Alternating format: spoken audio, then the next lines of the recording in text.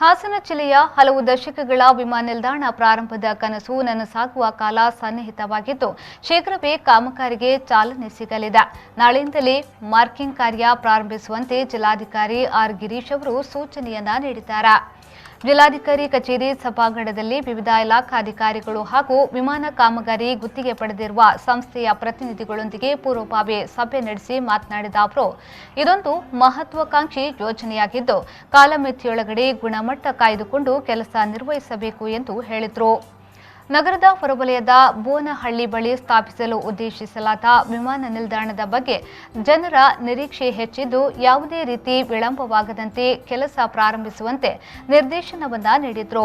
ವಿಮಾನ ನಿಲ್ದಾಣ ಕಾಮಗಾರಿಗೆ ಅನುಕೂಲವಾಗುವಂತೆ ತ್ವರಿತವಾಗಿ ವಿದ್ಯುತ್ ಟವರ್ಗಳ ಸ್ಥಳಾಂತರ ಕಾರ್ಯ ಪೂರ್ಣಗೊಳಿಸಿ ಈ ಸಂದರ್ಭದಲ್ಲಿ ರೈತರ ಬೆಳೆಗಳಿಗೆ ಸೂಕ್ತ ಪರಿಹಾರ ನೀಡುವಂತೆ ಜಿಲ್ಲಾಧಿಕಾರಿಯವರು ಕೆಪಿಟಿಸಿಎಲ್ ಚೆಸ್ಕಾಂ ಅಧಿಕಾರಿಗಳಿಗೆ ಸೂಚನೆಯನ್ನ ನೀಡಿದರು.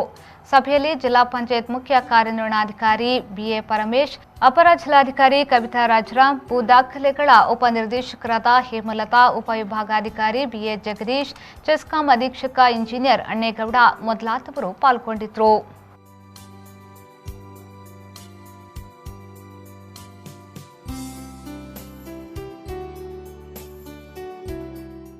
ಯೋಗೇಶ್ ಬಿಜಿ, ವಿ4 ನ್ಯೂಸ್, ಹಾಸನ.